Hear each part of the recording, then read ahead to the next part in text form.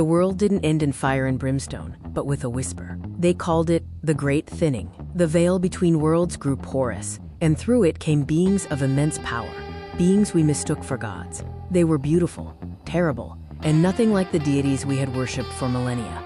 Our old faiths crumbled like ancient stone.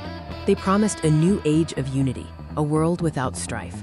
For a time, we believed them. We built new temples, wrote new scriptures, and sang new hymns to the celestial newcomers. But our world had other visitors, humans mutated by the Great Thinning, silent and hungry.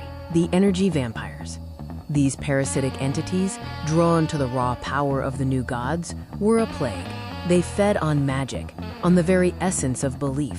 And the gods, for all their power, were afraid. One by one, they fled our world, leaving behind a fractured faith and a flock of confused and frightened sheep.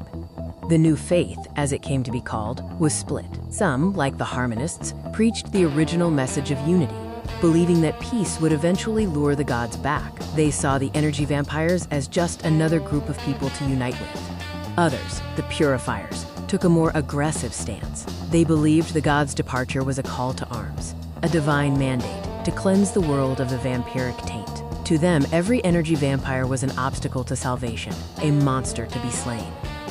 Not all the gods left. A handful remained, either too brave or too foolish to abandon us. They became living relics, hunted by the ever-growing population of energy vampires, and revered by the desperate remnants of humanity. The mightiest energy vampires began to evolve. The most ambitious among them, those who had feasted on the most potent divine energy, developed a terrifying new belief that they too could become gods. They weren't the only ones with such aspirations. The crystal hunters emerged from the chaos. They sought out the polymorph crystals that rained from the sky during the Great Thinning, believing that these relics held the key to unlocking their own divine potential. The world was a chessboard of conflicting faiths and clashing ambitions. Harmonists prayed for peace, purifiers waged a holy war, and the remaining gods hid in the shadows.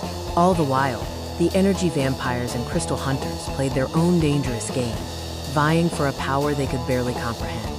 And so, the new faith was not one, but many. A shattered mirror reflecting the broken soul of humanity. In this new world, faith was not a comfort, but a weapon. And the war for the heavens had only just begun.